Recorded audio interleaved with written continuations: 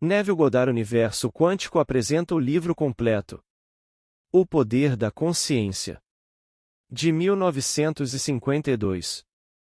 Capítulo 1. Eu sou.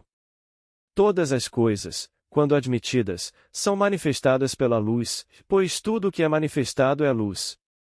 Efésios 5 versículo 13. A luz é a consciência. A consciência é uma só, manifestando-se em legiões de formas ou níveis de consciência. Não há ninguém que não seja tudo o que existe, pois a consciência, embora expressa numa série infinita de níveis, não é divisionária. Não existe separação ou lacuna real na consciência. Eu sou não pode ser dividido. Posso me considerar um homem rico, um homem pobre, um mendigo ou um ladrão, mas o centro do meu ser permanece o mesmo, independentemente do conceito que tenho de mim mesmo. No centro da manifestação existe apenas um eu sou manifestando-se em legiões de formas ou conceitos de si mesmo e eu sou o que sou. Eu sou é a autodefinição do absoluto, a base sobre a qual tudo repousa. Eu sou é a primeira substância causa. Eu sou é a autodefinição de Deus. Eu sou me enviou a vocês. Sou o que sou. Fique quieto e saiba que eu sou Deus. Eu sou é um sentimento de consciência permanente. O próprio centro da consciência é o sentimento do eu sou. Posso esquecer quem sou, onde estou, o que sou, mas não posso esquecer que eu sou. A consciência de ser permanece, independentemente do grau de esquecimento de quem, onde e o que sou. Eu sou é aquilo que, em meio a inúmeras formas, é sempre o mesmo. Esta grande descoberta da causa revela que, bom ou mal, o homem é na verdade o árbitro do seu próprio destino, e que é o seu conceito de si mesmo que determina o mundo em que ele vive e o seu conceito de si mesmo são as suas reações à vida. Em outras palavras, se você está passando por problemas de saúde, conhecendo a verdade sobre a causa, você não pode atribuir a doença a outra coisa senão ao arranjo particular da substância causa básica, um arranjo que foi produzido por suas reações à vida, e é definido por seu conceito não estou bem. É por isso que lhe é dito. Diga o homem fraco. Eu sou forte. Joel 3 versículo 10, pois por sua suposição, a substância causa, eu sou, é reorganizada e deve, portanto, manifestar aquilo que é o rearranjo afirma. Este princípio rege todos os aspectos da sua vida, seja ele social, financeiro, intelectual ou espiritual.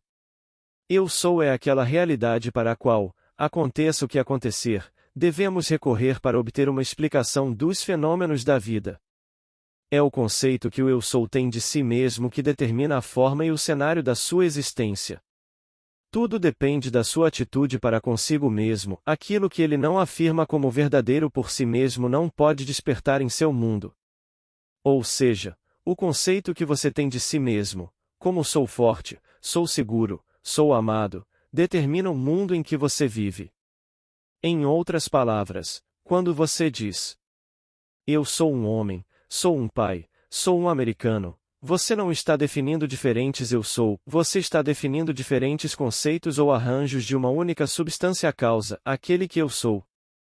Mesmo nos fenômenos da natureza, se a árvore fosse articulada, ela diria: eu sou uma árvore, uma macieira, uma árvore frutífera. Quando você sabe que a consciência é a única realidade, concebendo-se como algo bom, ruim ou indiferente, e tornando-se aquilo que ela concebeu ser, você está livre da tirania das causas secundárias, livre da crença de que existem são causas fora de sua mente que podem afetar sua vida.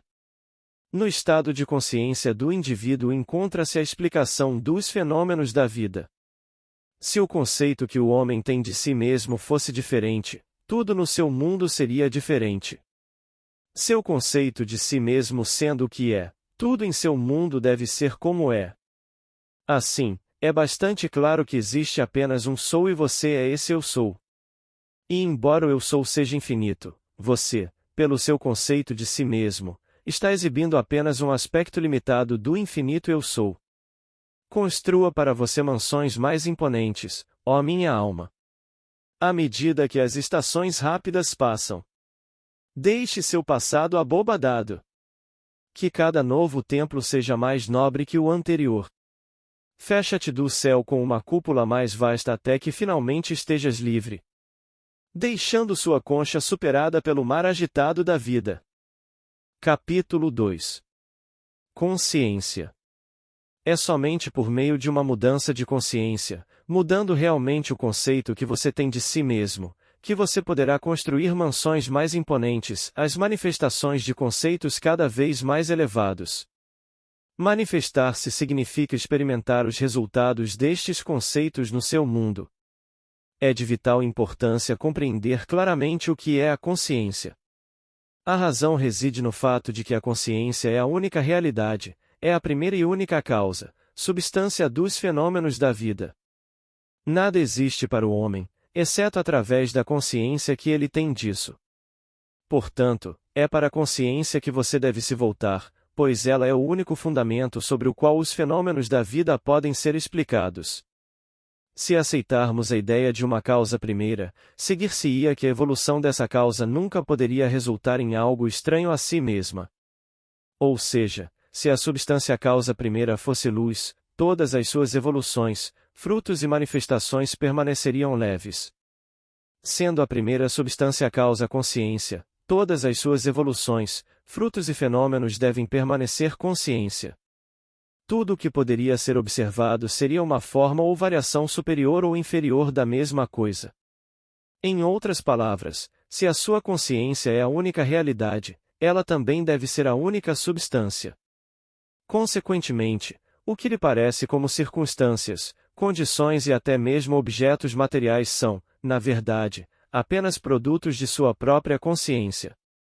A natureza, então, como uma coisa ou um complexo de coisas externas à sua mente, deve ser rejeitada. Você e seu ambiente não podem ser considerados como existindo separadamente. Você e seu mundo são um.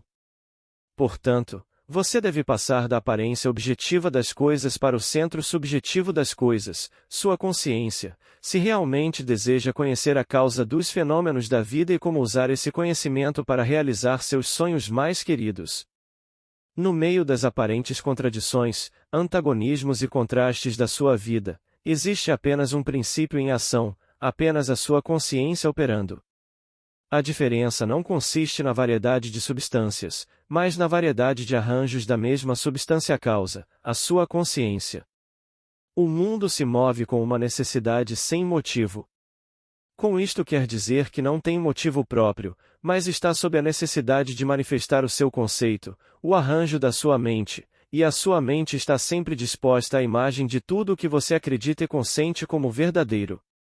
O homem rico, o homem pobre, o mendigo ou o ladrão não são mentes diferentes, mas diferentes arranjos da mesma mente, no mesmo sentido em que um pedaço de aço, quando magnetizado, difere não em substância do seu estado desmagnetizado, mas no arranjo e na ordem de seu estado desmagnetizado.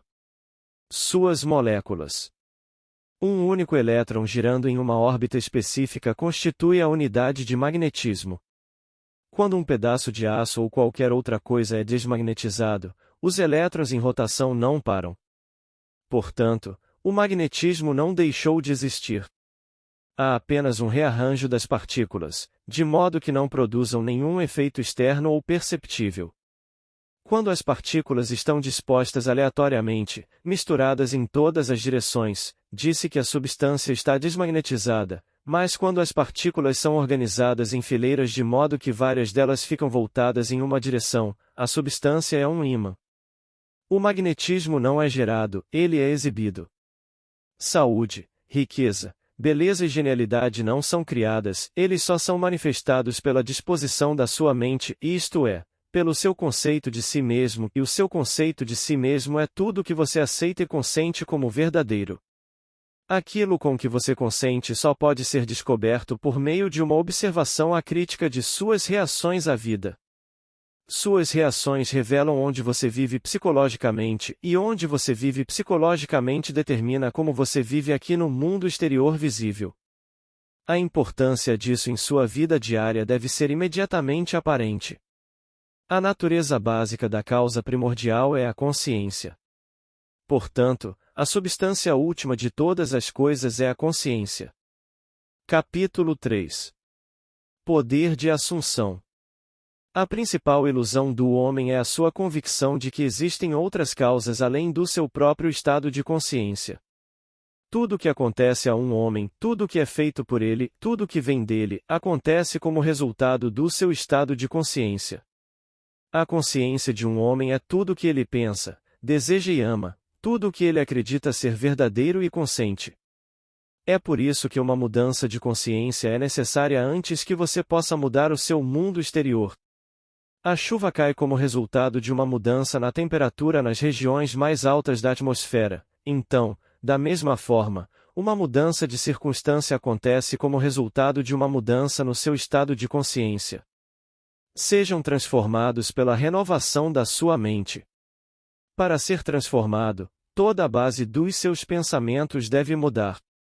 Mas os seus pensamentos não podem mudar a menos que você tenha novas ideias, pois você pensa a partir das suas ideias. Toda transformação começa com um desejo intenso e ardente de ser transformado. O primeiro passo na renovação da mente é o desejo. Você deve querer ser diferente e pretender ser antes de começar a mudar a si mesmo. Então você deve fazer do seu sonho futuro um fato presente. Você faz isso assumindo a sensação de seu desejo realizado. Ao desejar ser diferente do que você é, você pode criar um ideal da pessoa que deseja ser e assumir que já é essa pessoa. Se essa suposição persistir até se tornar o seu sentimento dominante, a realização do seu ideal será inevitável. O ideal que você espera alcançar está sempre pronto para uma encarnação, mas a menos que você mesmo lhe ofereça ascendência humana, ele será incapaz de nascer. Portanto, sua atitude deve ser aquela em que, tendo desejado expressar um estado mais elevado, você sozinho aceite a tarefa de encarnar esse novo e maior valor de si mesmo. Ao dar à luz o seu ideal, você deve ter em mente que os métodos de conhecimento mental e espiritual são totalmente diferentes. Este é um ponto que provavelmente é compreendido por não mais do que uma pessoa em 1 milhão. Você conhece uma coisa mentalmente olhando para ela de fora, comparando-a com outras coisas, analisando-a e definindo-se e pensando nela, enquanto você pode conhecer uma coisa espiritualmente apenas tornando-se ela, apenas pensando a partir de isto. Você deve ser a coisa em si e não apenas falar sobre ela ou olhar para ela. Você deve ser como a mariposa em busca de seu ídolo, a chama, que estimulou com desejo verdadeiro, mergulhando imediatamente no fogo sagrado, dobrando suas asas por dentro, até se tornar uma cor e uma substância com a chama. Ele só conhecia a chama a quem queimava nela, e só ele sabia a quem nunca deveria contar que voltou. Assim como a mariposa, em seu desejo de conhecer a chama, estava disposta a se destruir, você também deve estar disposto a morrer para o seu eu atual, ao se tornar uma nova pessoa. Você deve estar consciente de que é saudável se quiser saber o que é saúde. Você deve estar consciente de que está seguro se quiser saber o que é segurança. Portanto, para encarnar um novo e maior valor de si mesmo, você deve assumir que já é o que deseja ser e então viver pela fé nesta suposição, que ainda não está encarnada no corpo da sua vida, na confiança de que esta nova valor ou estado de consciência encarnará através de sua fidelidade absoluta à suposição de que você é aquilo que deseja ser. Isto é o que significa totalidade, o que significa integridade. Eles querem dizer submissão de todo eu ao sentimento do desejo realizado na certeza de que esse novo estado de consciência é a renovação da mente que transforma. Não há ordem na natureza que corresponda a esta submissão voluntária do eu ao ideal além do eu. Portanto, é o cúmulo da loucura esperar que a encarnação de um conceito novo e maior de si mesmo surja através de um processo evolutivo natural. Aquilo que requer um estado de consciência para produzir o seu efeito obviamente não pode ser efetuado sem tal estado de consciência, e na sua capacidade de assumir o sentimento de uma vida maior, de assumir um novo conceito de si mesmo, você possui o que o resto da natureza não possui: imaginação, o instrumento pelo qual você cria seu mundo. Sua imaginação é o instrumento, o meio pelo qual sua redenção da escravidão, da doença e da pobreza é efetuada. Se você se recusa a assumir a responsabilidade da encarnação de um conceito novo e mais elevado de si mesmo, então você rejeita os únicos meios pelos quais a sua redenção, isto é, a realização do seu ideal, pode ser efetuada. A imaginação é o único poder redentor do universo. No entanto, a sua natureza é tal que é opcional para você permanecer no conceito atual de si mesmo, um ser faminto e ansiando por liberdade, saúde e segurança, ou optar por se tornar um instrumento de sua própria redenção, imaginando-se como aquilo que você quer ser e, assim, satisfazer sua fome e se redimir. Oh, seja forte então, e corajoso, puro, paciente e verdadeiro. O trabalho que é seu não deve ser feito por outra mão. Para a força da fonte dentro de você, o reino dos céus. Capítulo 4. Desejo. As mudanças que ocorrem em sua vida como resultado da mudança no conceito que você tem de si mesmo sempre parecem, para os não iluminados, ser o resultado, não de uma mudança em sua consciência, mas do acaso, de uma causa externa ou de uma coincidência. Contudo, o único destino que governa a sua vida é o destino determinado pelos seus próprios conceitos, pelas suas próprias suposições, pois uma suposição, embora falsa, se persistir, se transformará em fato. O ideal que você procura e espera alcançar não se manifestará, não será realizado por você, até que você tenha imaginado que já é esse ideal. Não há escapatória para você, exceto por meio de uma transformação psicológica radical de si mesmo, exceto pela assunção do sentimento de seu desejo realizado. Portanto, faça dos resultados ou realizações o teste crucial de sua capacidade de usar a imaginação. Tudo depende da sua atitude consigo mesmo. Aquilo que você não afirma como verdadeiro para si mesmo nunca poderá ser realizado por você, pois essa atitude por si só é a condição necessária pela qual você realiza seu objetivo. Toda transformação é baseada na sugestão, e isso só pode funcionar quando você se coloca completamente aberto a uma influência. Você deve abandonar-se ao seu ideal como uma mulher se abandona ao amor, pois o completo abandono de si mesmo é o caminho para a união com o seu ideal. Você deve assumir a sensação do desejo realizado até que sua suposição tenha toda a vivacidade sensorial da realidade. Você deve imaginar que já está experimentando o que deseja. Ou seja, você deve assumir a sensação de realização do seu desejo até que seja possuído por ele e esse sentimento afaste todas as outras ideias da sua consciência. O homem que não está preparado para o mergulho consciente na assunção do desejo realizado, na fé de que esse é o único caminho para a realização do seu sonho, ainda não está pronto para viver conscientemente pela lei da assunção, embora não haja dúvidas que ele vive pela lei da suposição inconscientemente. Mas para você que aceita esse princípio e está pronto para viver assumindo conscientemente que seu desejo já está realizado, começa a aventura da vida. Para alcançar um nível mais elevado de ser, você deve assumir um conceito mais elevado de si mesmo. Se você não se imaginar diferente do que você é, então você permanecerá como é, pois se você não acreditar que eu sou ele, você morrerá em seus pecados. Se você não acredita que é ele, a pessoa que deseja ser, então você permanece como é. Através do cultivo fiel e sistemático do sentimento do desejo realizado, o desejo torna-se a promessa da sua própria realização.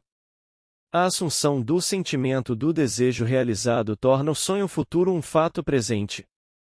Capítulo 5. A verdade que liberta você. O drama da vida é psicológico em que todas as condições, circunstâncias e acontecimentos da sua vida são concretizados pelas suas suposições. Como sua vida é determinada por suas suposições, você é forçado a reconhecer o fato de que é escravo de suas suposições ou mestre delas. Tornar-se o mestre de suas suposições é a chave para a liberdade e a felicidade nunca sonhadas.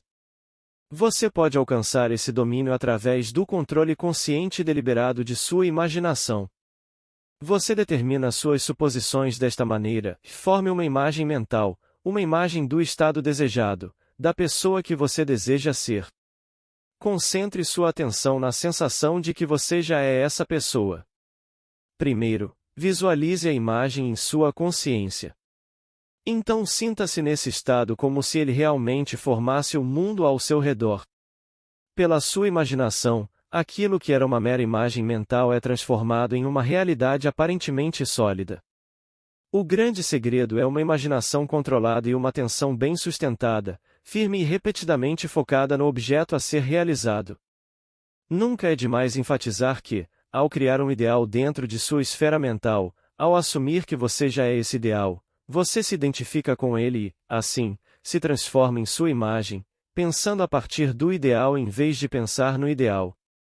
Cada estado já existe como meras possibilidades, desde que pensemos neles, mas tão esmagadoramente reais quando pensamos a partir deles.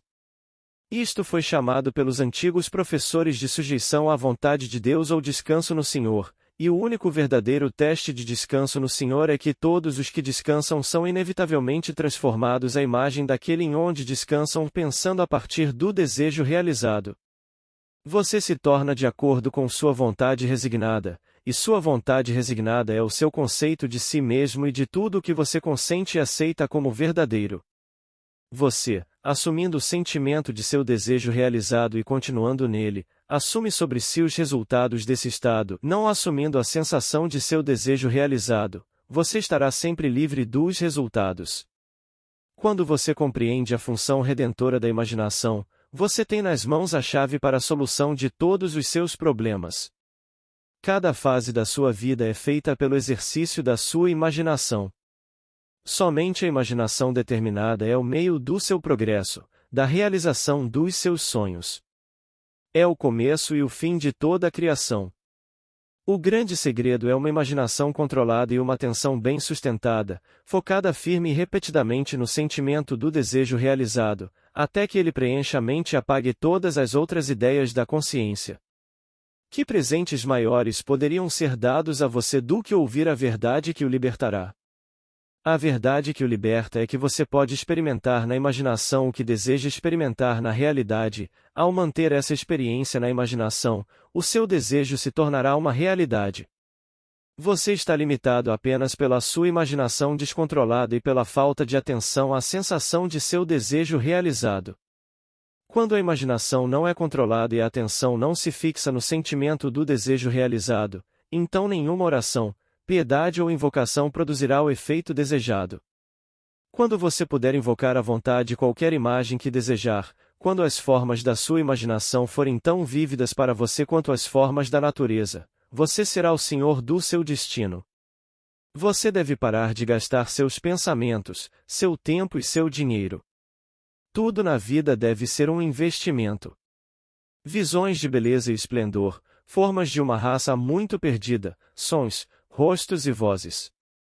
Da quarta dimensão do espaço e através do universo sem limites. Nossos pensamentos ficam relâmpagos. Alguns chamam isso de imaginação, e outros chamam de Deus. Capítulo 6. Atenção. Um homem de mente dobre é instável em todos os seus caminhos. Tiago 1 versículo 8.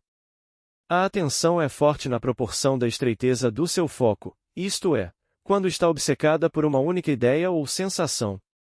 Ela só é estabilizada e poderosamente focada por meio de um ajuste da mente que lhe permita ver apenas uma coisa, pois você firma a atenção e aumenta seu poder ao confiná-la. O desejo que se realiza é sempre um desejo no qual a atenção se concentra exclusivamente, pois uma ideia só é dotada de poder na proporção do grau de atenção nela fixada. A observação concentrada é a atitude atenta dirigida, a partir de, algum fim específico. A atitude atenta envolve seleção, pois quando você presta atenção significa que decidiu focar sua atenção em um objeto ou estado e não em outro.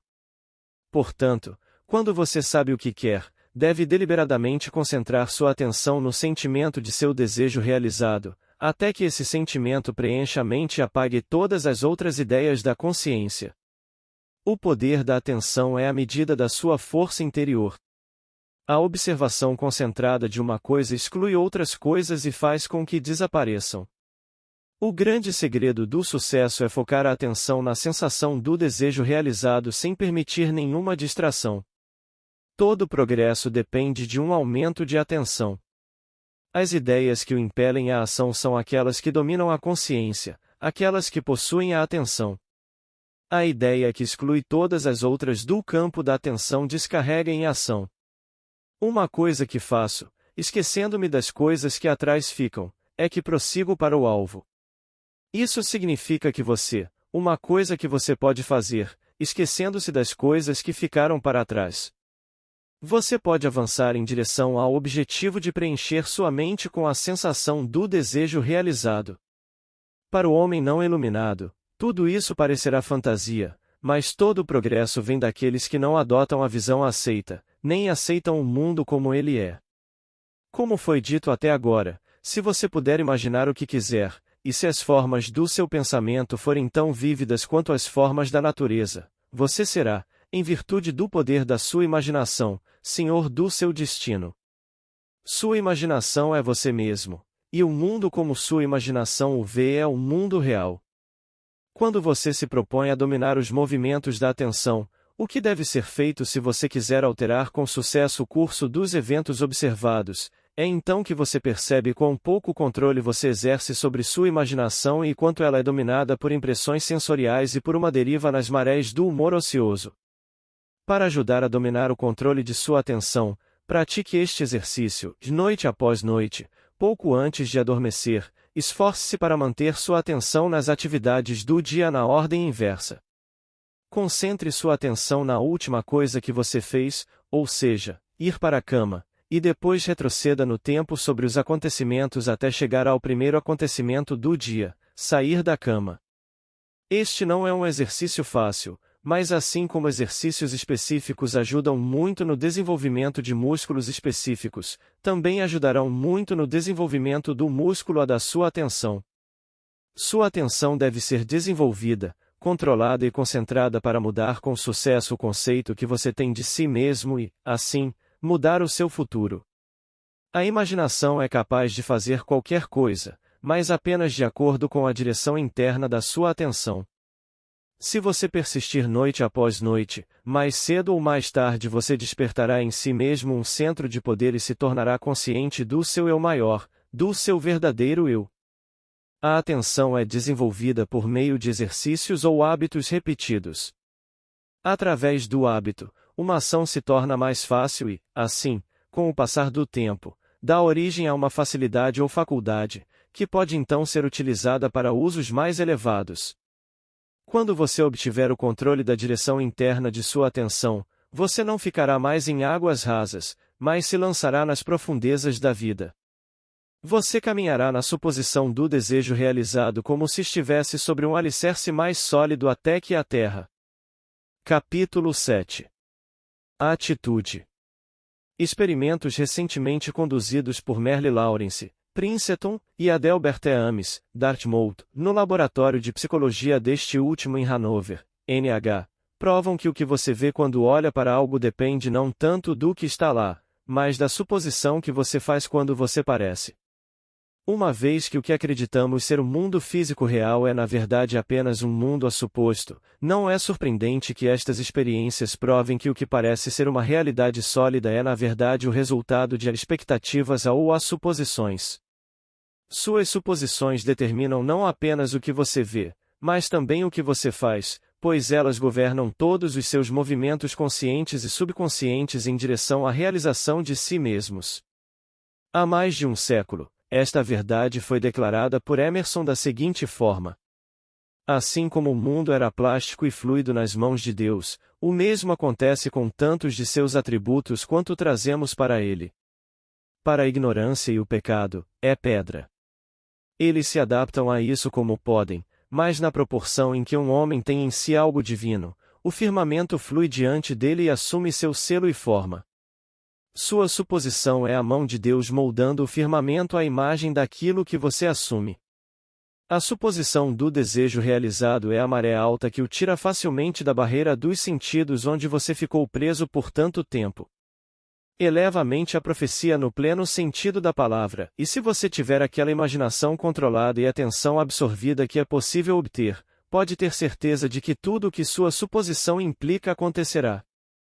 Quando William Blake escreveu: "O que parece ser, é, para aqueles a quem parece ser ele estava apenas repetindo a verdade eterna, não há nada impuro por si mesmo, mas para aquele que considera algo impuro, para ele é impuro."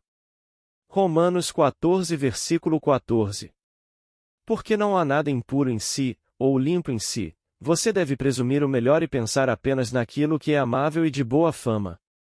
Não é uma visão superior, mas ignorância desta lei da suposição, se você ler na grandeza dos homens alguma pequenez com a qual você pode estar familiarizado, ou em alguma situação ou circunstância uma convicção desfavorável.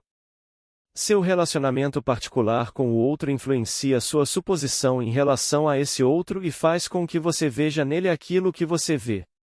Se você puder mudar sua opinião sobre outra pessoa, então o que você agora acredita sobre ela não pode ser absolutamente verdadeiro, mas apenas relativamente verdadeiro. O que se segue é um histórico de caso real que ilustra como funciona a lei da suposição. Um dia, uma figurinista me descreveu suas dificuldades em trabalhar com um produtor teatral proeminente. Ela estava convencida de que ele criticava e rejeitava injustamente seu melhor trabalho e que muitas vezes era deliberadamente rude e injusto com ela. Ao ouvir sua história, expliquei que se ela achasse o outro rude e injusto, era um sinal claro de que ela mesma estava querendo e que não era o produtor, mas ela mesma, que precisava de uma nova atitude. Eu lhe disse que o poder desta lei da suposição e sua aplicação prática só poderiam ser descobertos através da experiência, e que somente assumindo que a situação já era o que ela queria que fosse ela poderia provar que poderia provocar a mudança desejada. Seu empregador estava apenas prestando testemunho, dizendo-lhe, através de seu comportamento, qual era o conceito que ela tinha dele. Sugeri que era bastante provável que ela estivesse mantendo mentalmente com ele conversas repletas de críticas e recriminações. Não havia dúvida de que ela estava discutindo mentalmente com o produtor, pois outros apenas ecoam o que lhe sussurramos em segredo. Perguntei-lhe se não era verdade que ela conversava mentalmente com ele e, em caso afirmativo, como eram essas conversas. Ela confessou que todas as manhãs, a caminho do teatro, dizia-lhe exatamente o que pensava dele, de uma forma que nunca ousaria falar com ele pessoalmente. A intensidade e a força das discussões mentais dela com ele estabeleceram automaticamente o comportamento dele em relação a ela.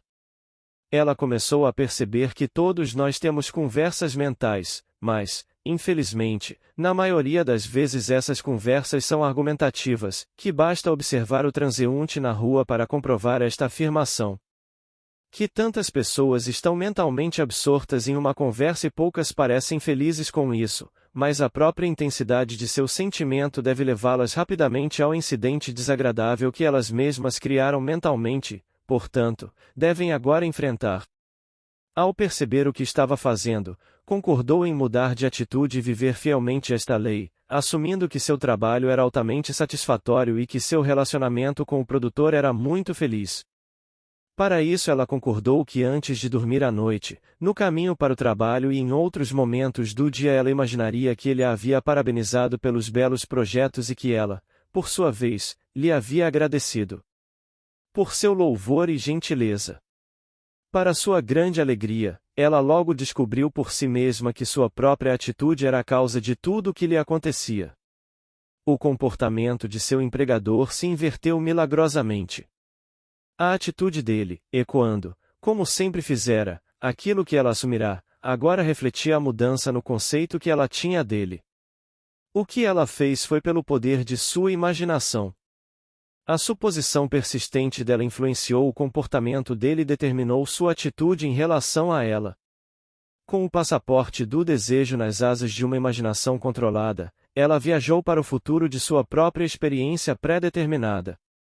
Assim, vemos que não são os fatos, mas aquilo que criamos em nossa imaginação, que molda nossas vidas, pois a maioria dos conflitos do dia a dia se devem à falta de um pouco de imaginação para tirar a trave de nossos próprios olhos.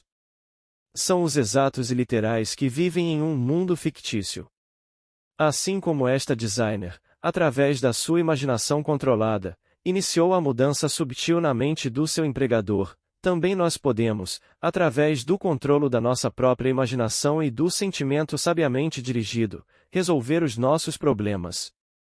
Pela intensidade de sua imaginação e sentimento, a estilista lançou uma espécie de encantamento na mente de seu produtor e o fez pensar que seus elogios generosos tinham origem nele.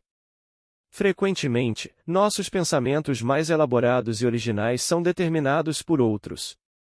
Nunca deveríamos ter certeza de que não foi alguma mulher pisando no lagar que iniciou aquela mudança sutil na mente dos homens, ou que a paixão não começou na mente de algum pastor, iluminando seus olhos por um momento antes de começar. Correu em seu caminho. William Butler Yeats. Capítulo 8. Renúncia. Não existe carvão de caráter tão morto que não brilhe e arda se for ligeiramente virado. Não resista ao mal. Qualquer que te bater na face direita, oferece-lhe também a outra. Há uma grande diferença entre resistir ao mal e renunciar a ele. Quando você resiste ao mal, você dá atenção a ele, continua a torná-lo real. Quando você renuncia ao mal, você desvia a sua atenção dele e se concentra naquilo que deseja. Agora é a hora de controlar sua imaginação e dar beleza às cinzas, alegria ao luto, louvor ao espírito oprimido, para que possam ser chamadas de árvores de justiça, a plantação do Senhor para que ele seja glorificado. Você dá beleza às cinzas quando concentra sua atenção nas coisas como gostaria que fossem, e não nas coisas como são. Você dá alegria ao luto quando mantém uma atitude alegre, independentemente das circunstâncias desfavoráveis. Você elogia o espírito oprimido quando mantém uma atitude confiante em vez de sucumbir ao desânimo. Nesta citação a Bíblia usa a palavra árvore como sinônimo de homem. Você se torna uma árvore de retidão quando os estados mentais acima são uma parte permanente de sua consciência. Você é uma plantação do Senhor quando todos os seus pensamentos são pensamentos verdadeiros. Ele é eu sou conforme descrito no capítulo 1. Eu sou é glorificado quando o seu conceito mais elevado de si mesmo se manifesta. Quando você descobrir que sua própria imaginação controlada é seu salvador, sua atitude será completamente alterada sem qualquer diminuição do sentimento religioso, e você falará de sua imaginação controlada. Eis esta videira. Achei que era uma árvore selvagem, cuja força desenfreada havia se transformado em galhos irregulares. Mas eu podei a planta e ela cresceu temperada em seu gasto vão de folhas inúteis, e deu nós, como você vê, nesses cachos cheios e limpos para retribuir a mão que sabiamente a feriu. Por videira entende-se a sua imaginação, que, em seu estado descontrolado, gasta sua energia em pensamentos e sentimentos inúteis ou destrutivos. Mas você, assim como a videira é podada cortando-se seus galhos e raízes inúteis, poda sua imaginação retirando sua atenção de todas as ideias desagradáveis e destrutivas e concentrando-se no ideal que deseja alcançar. A vida mais feliz e nobre que você experimentará será o resultado de podar sabiamente sua própria imaginação.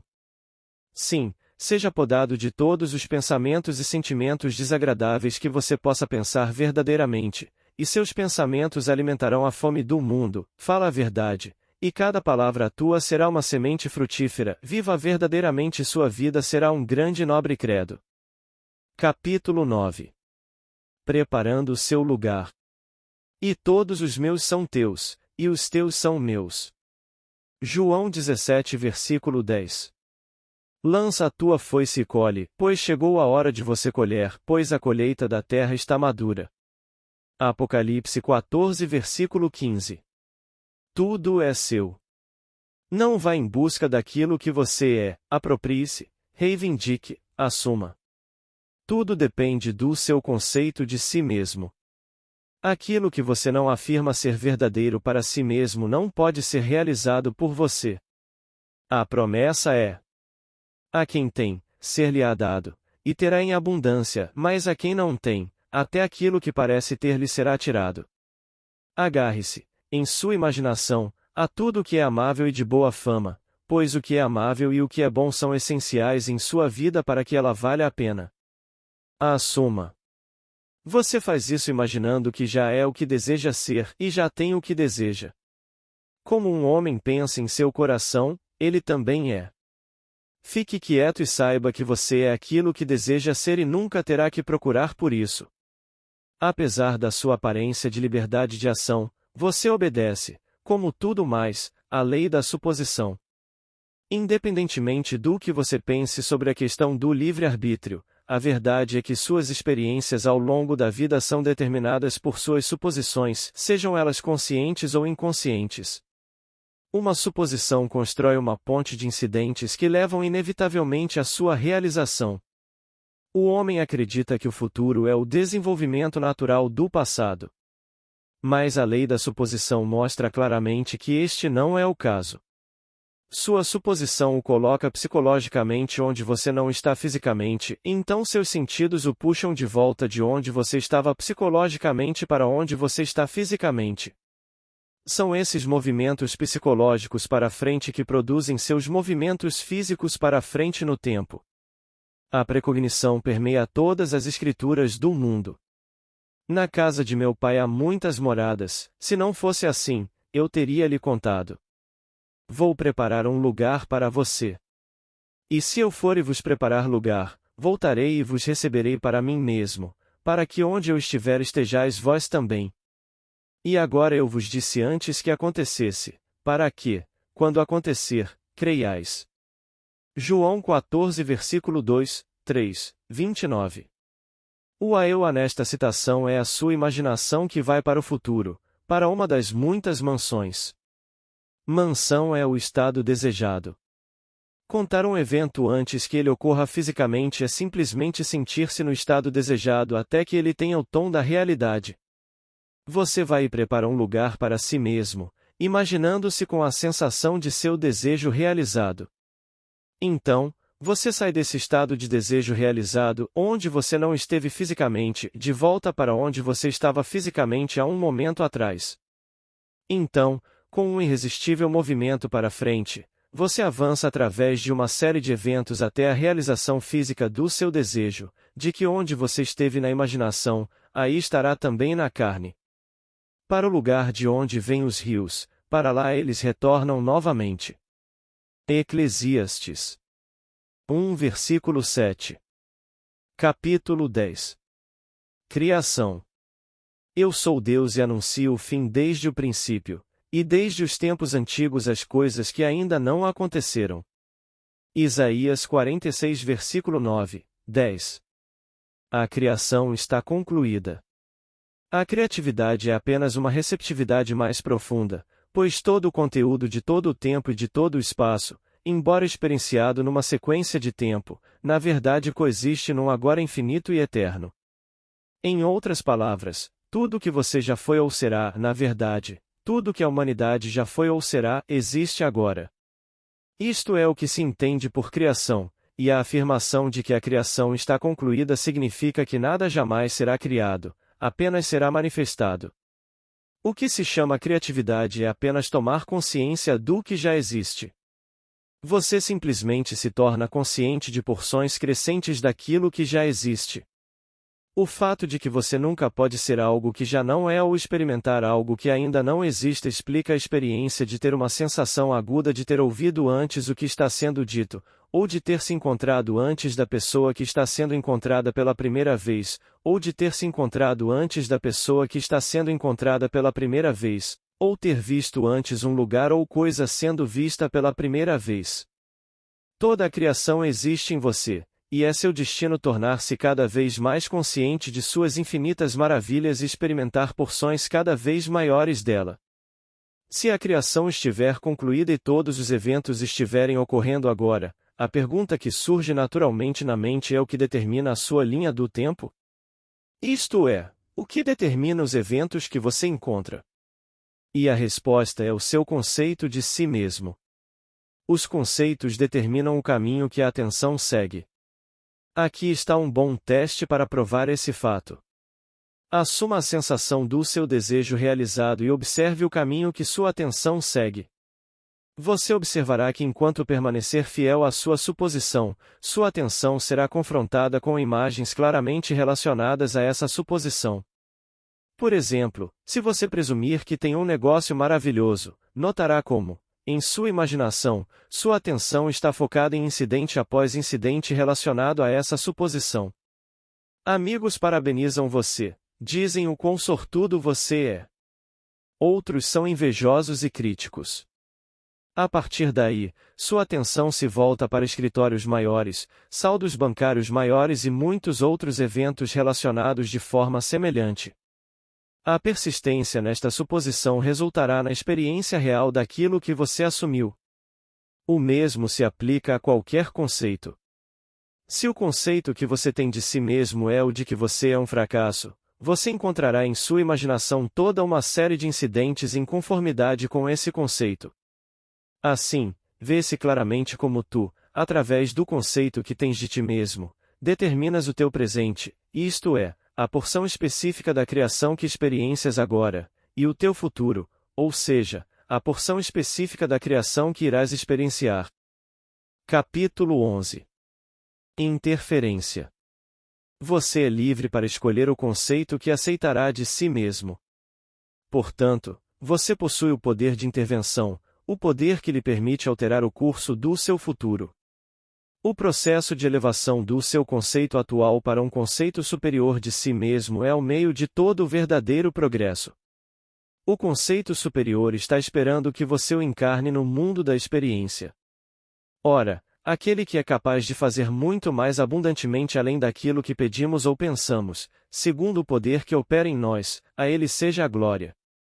Aquele que é capaz de fazer mais do que você pode pedir ou pensar, é a sua imaginação, e o poder que opera em nós é a sua atenção. Compreendendo que a imaginação é ele que é capaz de fazer tudo o que você pede, e que a atenção é o poder pelo qual você cria o seu mundo, você pode agora construir o seu mundo ideal. Imagine-se como o ideal que você sonha e deseja. Permaneça atento a esse estado imaginado e, tão rápido quanto você sentir completamente que já é esse ideal, ele se manifestará como realidade em seu mundo. Ele estava no mundo, e o mundo foi feito por ele e o mundo não o conheceu. O mistério escondido desde os tempos, Cristo em você, a esperança da glória. O ele, na primeira dessas citações, é a sua imaginação. Conforme explicado anteriormente, existe apenas uma substância. Esta substância é a consciência. É a sua imaginação que transforma essa substância em conceitos, conceitos esses que são então manifestados como condições, circunstâncias e objetos físicos. Assim a imaginação fez o seu mundo. Esta verdade suprema, com poucas exceções, o homem não tem consciência. O mistério, Cristo em você, mencionado na segunda citação, é a sua imaginação, pela qual o seu mundo é moldado. A esperança da glória é a sua consciência da capacidade de ascender perpetuamente a níveis mais elevados. Cristo não se encontra na história nem em formas externas. Você só encontra Cristo quando se torna consciente do fato de que sua imaginação é o único poder redentor.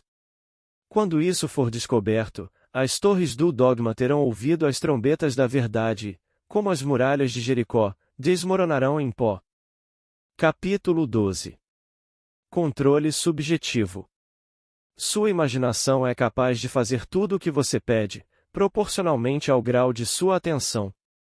Todo progresso, toda realização de desejo depende do controle e da concentração de sua atenção.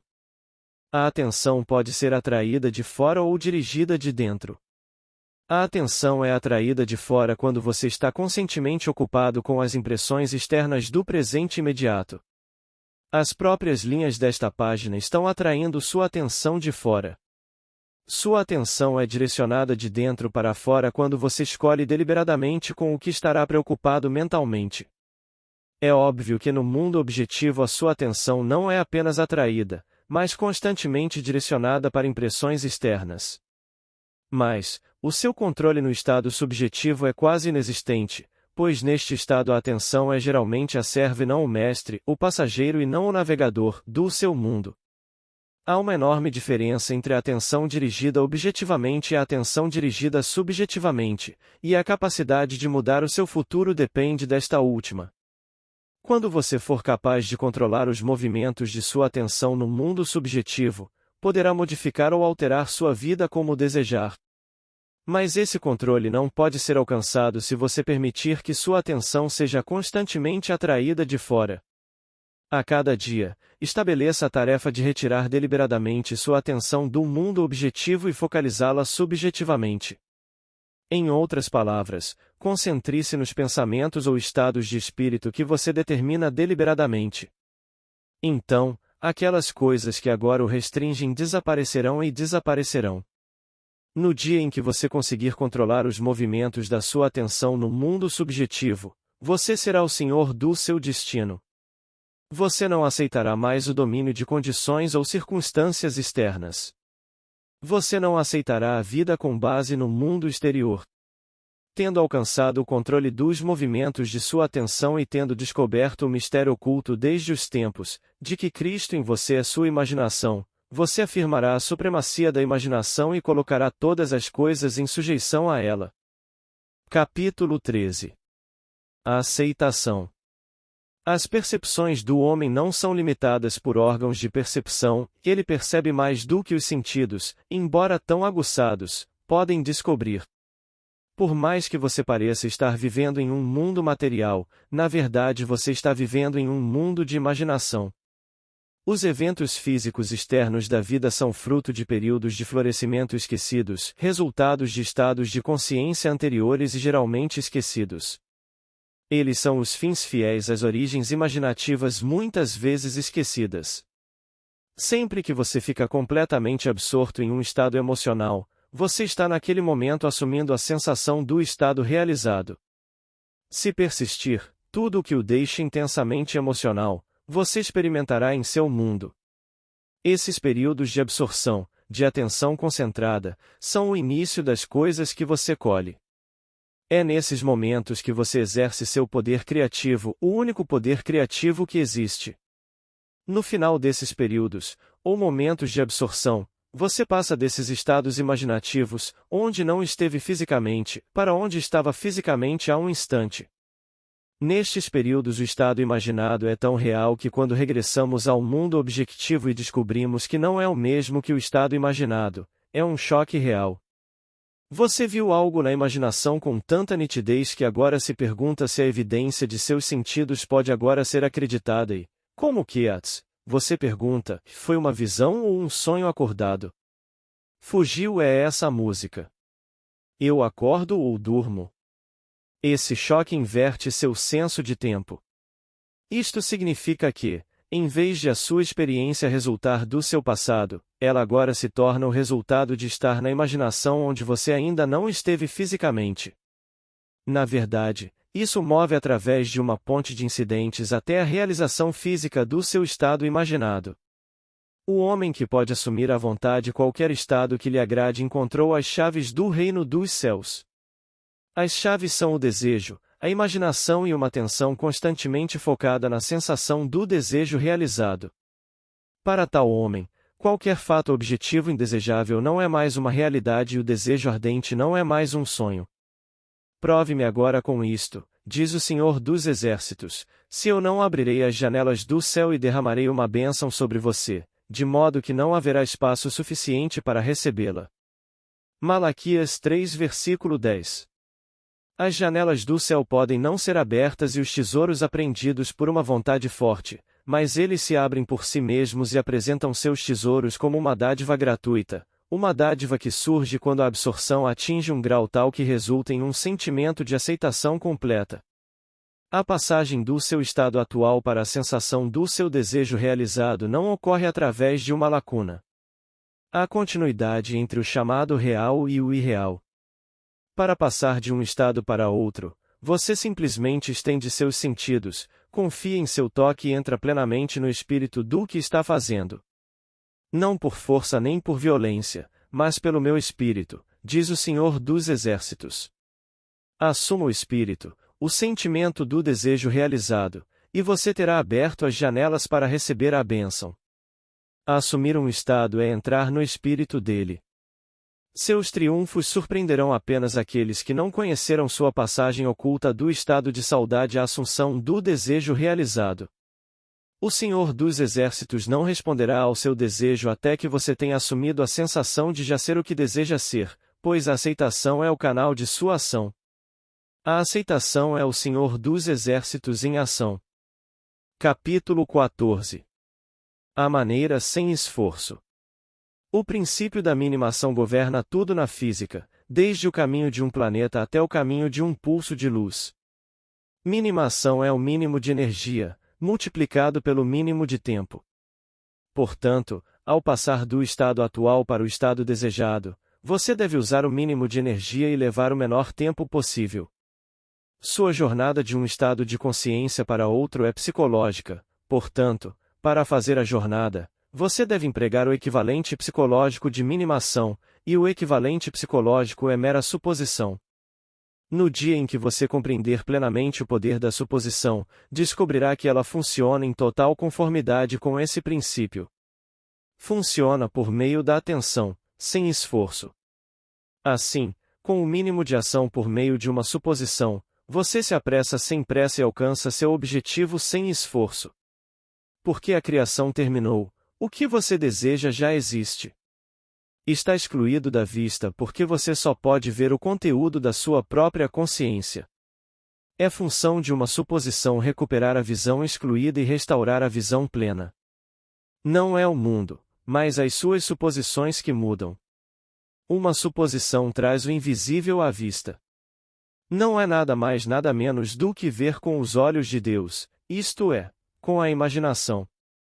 Pois o Senhor não vê como o homem vê, pois o homem olha para a aparência externa, mas o Senhor olha para o coração.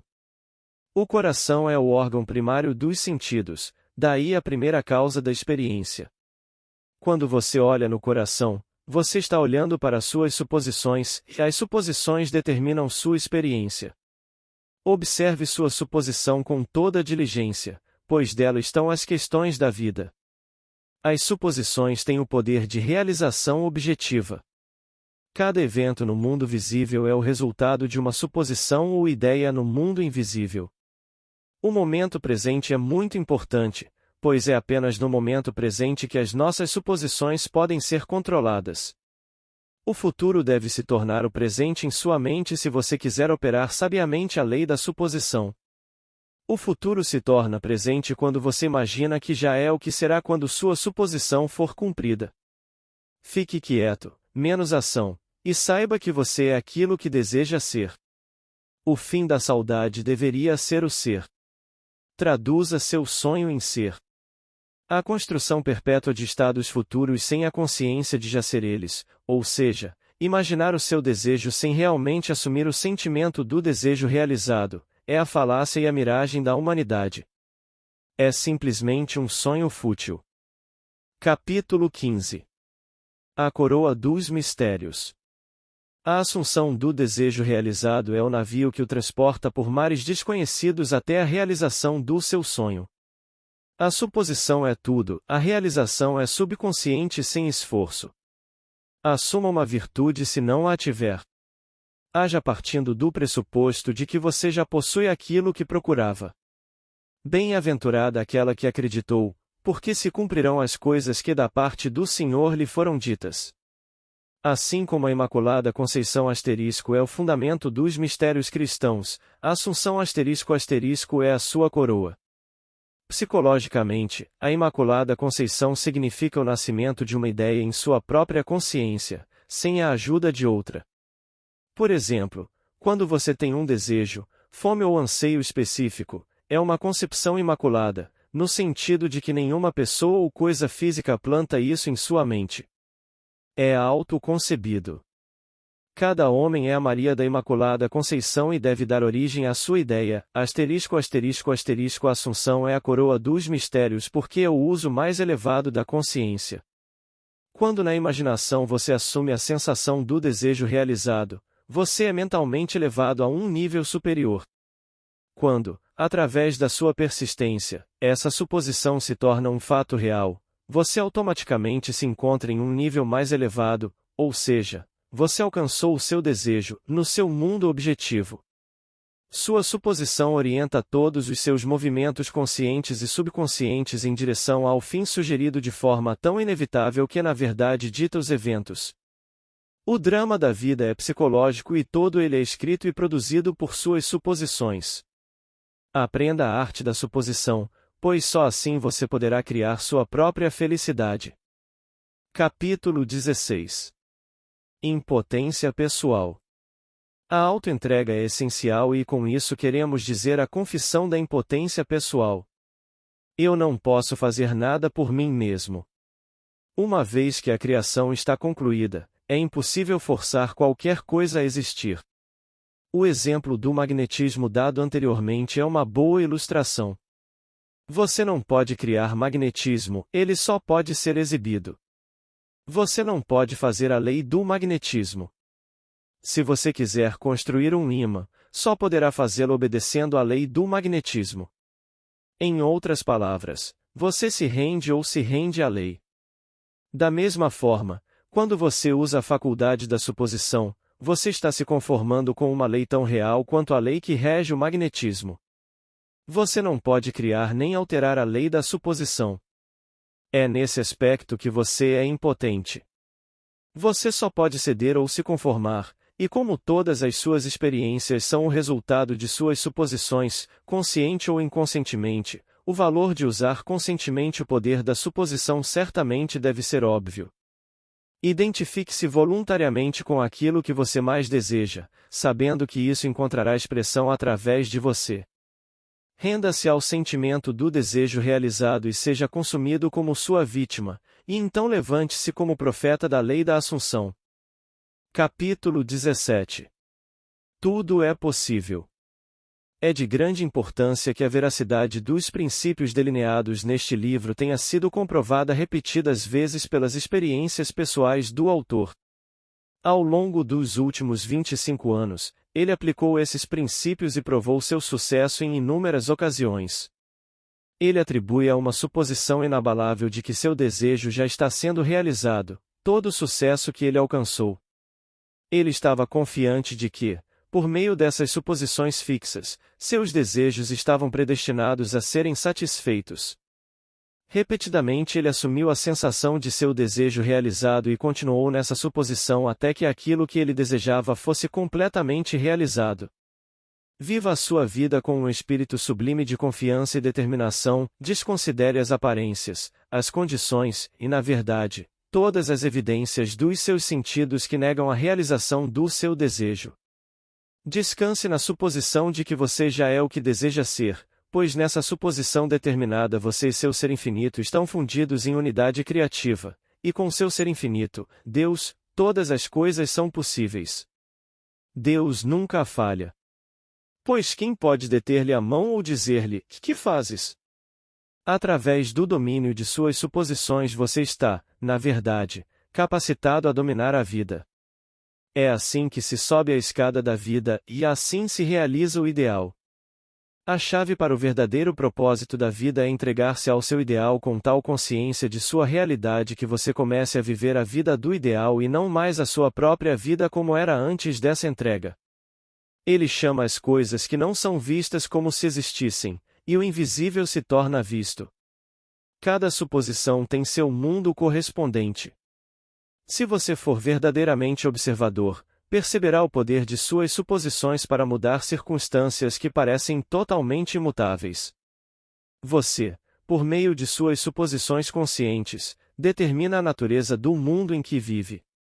Ignore o estado atual e assuma o desejo realizado. Reivindicá-lo, ele responderá. A lei da suposição é o meio pelo qual a realização dos seus desejos pode ser realizada. A cada momento da sua vida, consciente ou inconscientemente, você está assumindo um sentimento. Você não pode evitar assumir um sentimento, assim como não pode evitar comer e beber. Tudo o que você pode fazer é controlar a natureza de suas suposições. Assim, vê-se claramente que o controle de suas suposições é a chave que vocês agora possuem para uma vida cada vez maior, mais feliz e mais nobre. Capítulo 18. Sejam fazedores. Sejam cumpridores da palavra e não apenas ouvintes, enganando a si mesmos. Porque, se alguém é ouvinte da palavra e não cumpridor, será semelhante a um homem que contempla num espelho o seu rosto natural e segue o seu caminho, e imediatamente se esquece de que tipo de homem ele era. Mas quem olha para a lei perfeita da liberdade e continua nela, não sendo um ouvinte esquecido, mas um executor da obra, este homem será abençoado em sua ação. A palavra nesta citação significa ideia, conceito ou desejo. Você se engana ouvindo apenas quando espera que seu desejo seja satisfeito através de um mero pensamento positivo. Seu desejo é o que você quer ser, e olhar-se num copo é ver-se na imaginação como essa pessoa. Esquecer que tipo de homem você é deixar de persistir em sua suposição. A lei perfeita da liberdade é a lei que torna possível a libertação da limitação, isto é, a lei da suposição. Continuar na lei perfeita da liberdade é persistir na suposição de que o seu desejo já foi realizado. Você não é um ouvinte esquecido quando mantém o sentimento de seu desejo realizado constantemente vivo em sua consciência. Isso faz de você um executor do trabalho e você é abençoado em sua ação pela inevitável realização de seu desejo. Vocês devem ser praticantes da lei da suposição, pois sem aplicação a compreensão mais profunda não produzirá nenhum resultado desejado. A reiteração e repetição frequentes de verdades básicas importantes percorrem estas páginas. No que diz respeito à lei da suposição, a lei que liberta o homem, isto é uma coisa boa. Deve ficar claro repetidas vezes, mesmo correndo o risco de repetição. O verdadeiro buscador da verdade acolherá com satisfação esta ajuda, concentrando a sua atenção na lei que o liberta. A parábola da condenação do mestre ao servo que negligenciou o uso do talento que lhe foi dado é clara e inequívoca. Tendo descoberto dentro de você a chave da casa do tesouro, você deve ser como o bom servo que, pelo uso sábio, multiplicou muitas vezes os talentos que lhe foram confiados. O talento que lhe foi confiado é o poder de determinar conscientemente suas suposições. O talento não utilizado, assim como o membro não exercitado, murcha e finalmente atrofia. O que você deve buscar é ser. Para fazer é preciso ser. O fim do anseio está para ser. Seu conceito de si mesmo só pode ser eliminado da consciência por outro conceito de si mesmo. Ao criar um ideal em sua mente, você pode se identificar com ele até se tornar um e o mesmo com o ideal, transformando-se nele. A dinâmica prevalece sobre a estática, o ativo sobre o passivo. Aquele que faz é magnético e, portanto, infinitamente mais criativo do que qualquer um que apenas ouve. Esteja entre os realizadores. Capítulo 19. Fundamentos. Os pontos essenciais para o uso bem-sucedido da lei da suposição são estes. Primeiro, e acima de tudo, o anseio, desejo intenso e ardente. De todo o coração você deve querer ser diferente do que você é. O desejo intenso e ardente combinado com a intenção de fazer o bem é a mola mestra da ação, o início de todos os empreendimentos bem-sucedidos. Em toda grande paixão, que atinge seu objetivo, o desejo está concentrado e intencionado. Você deve primeiro desejar e depois pretender ter sucesso. Assim como o servo suspira pelas correntes das águas, assim suspira a minha alma por ti, ó Deus. Bem-aventurados os que têm fome e sede de justiça, porque serão saciados. Aqui a alma é interpretada como a soma total de tudo o que você acredita, pensa, sente e aceita como verdadeiro, em outras palavras, seu nível atual de consciência. Deus, eu sou, é o poder da consciência, a fonte e a realização de todo desejo entendido psicologicamente. Sou uma série infinita de níveis de consciência e sou o que sou de acordo com onde estou na série. Esta citação descreve como o seu atual nível de consciência anseia por transcender a si mesmo. Retidão é a consciência de já ser o que você quer ser. Em segundo lugar, cultivar a imobilidade física, uma incapacidade física não muito diferente do estado descrito por Keats na sua Ode Toanig Ringali. Um entorpecimento sonolento incomoda meus sentidos, como se eu tivesse bebido cicuta. É um estado semelhante ao sono, mas no qual você ainda controla a direção da atenção. Você deve aprender a induzir esse estado à vontade, mas a experiência ensina que ele é mais facilmente induzido depois de uma refeição substancial ou quando você acorda de manhã sentindo muita aversão a levantar-se. Então você está naturalmente disposto a entrar nesse estado. O valor da imobilidade física expõe-se na acumulação de força mental que a quietude absoluta traz consigo. Aumenta seu poder de concentração. Fique quieto e saiba que eu sou Deus. Na verdade, as energias maiores da mente raramente rompem, exceto quando o corpo está acalmado e a porta dos sentidos fechada para o mundo objetivo. A terceira e última coisa a fazer é experimentar em sua imaginação o que você experimentaria na realidade se tivesse alcançado seu objetivo. Você deve obtê-lo primeiro na imaginação, pois a imaginação é a própria porta para a realidade daquilo que você busca. Mas use a imaginação com maestria e não como um espectador pensando no fim, mas como um participante pensando a partir do fim. Imagine que você possui uma qualidade ou algo que deseja que até agora não era seu. Entregue-se completamente a esse sentimento até que todo o seu ser seja possuído por ele. Este estado difere do devaneio neste aspecto. É o resultado de uma imaginação controlada e de uma atenção firme e concentrada, enquanto o devaneio é o resultado de uma imaginação descontrolada, geralmente apenas um devaneio. No estado controlado, um mínimo de esforço é suficiente para manter a consciência preenchida com a sensação do desejo realizado. A imobilidade física e mental deste estado é uma ajuda poderosa para a atenção voluntária e um fator importante de esforço mínimo. A aplicação destes 3 pontos. 1. Desejo. 2. Imobilidade física. 3.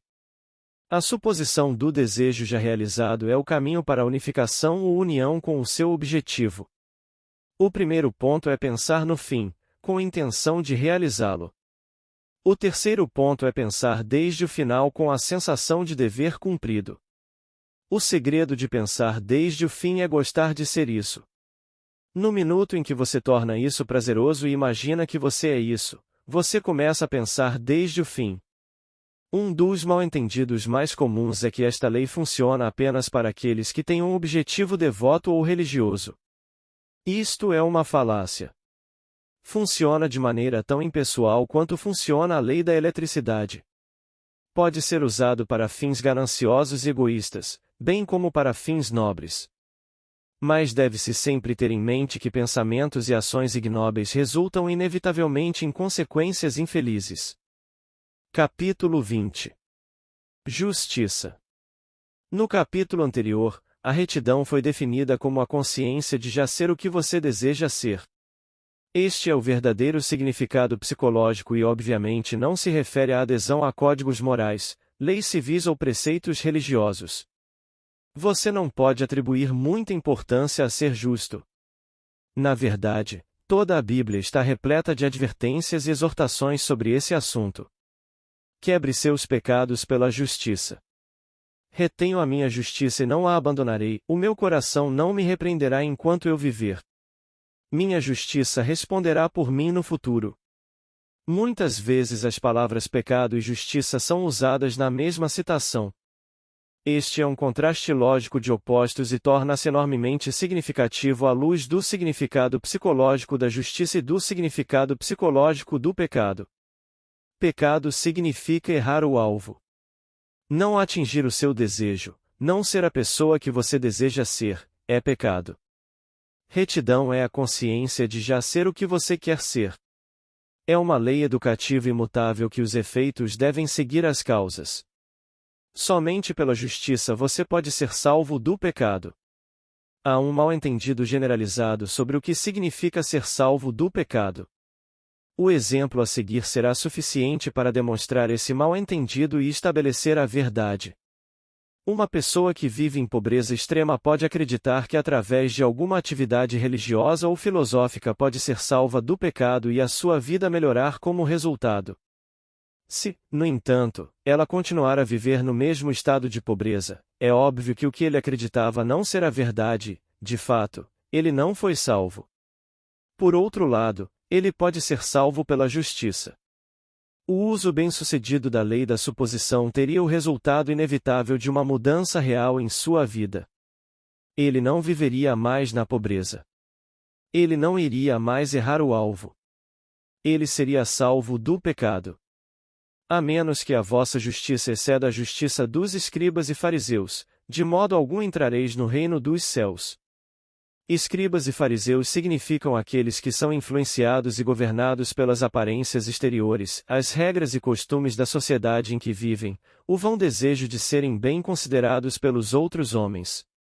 A menos que este estado de espírito seja ultrapassado, a sua vida será de limitação, de fracasso em alcançar os seus desejos, de errar o alvo, de pecado. Essa retidão é superada pela verdadeira retidão, que é sempre a consciência de já ser aquilo que você deseja ser.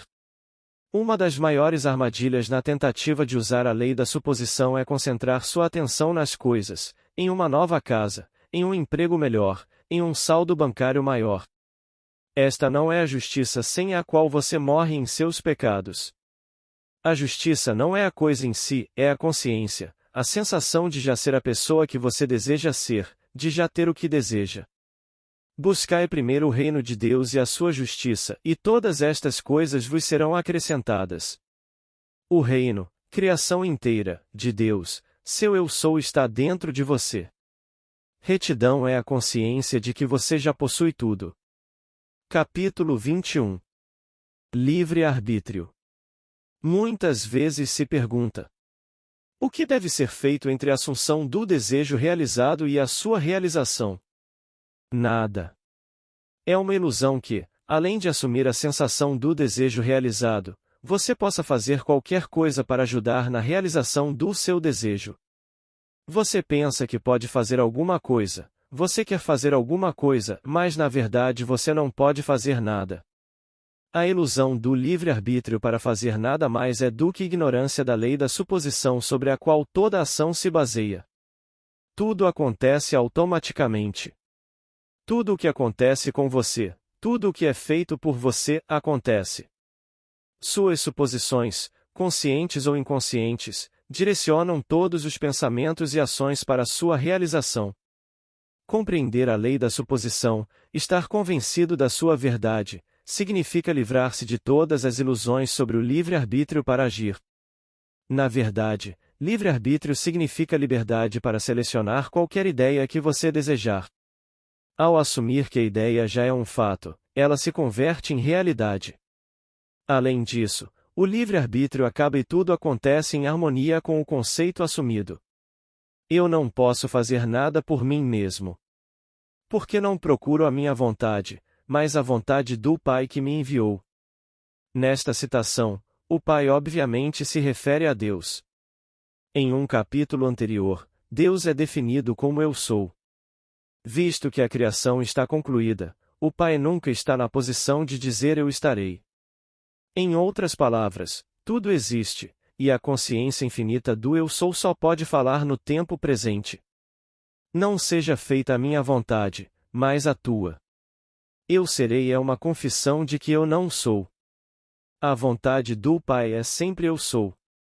Até que você perceba que você é o Pai, há apenas um eu sou e seu eu infinito é esse eu sou, sua vontade será sempre eu serei. Na lei da suposição, sua consciência de ser é a vontade do Pai. O mero desejo sem esta consciência é a minha vontade.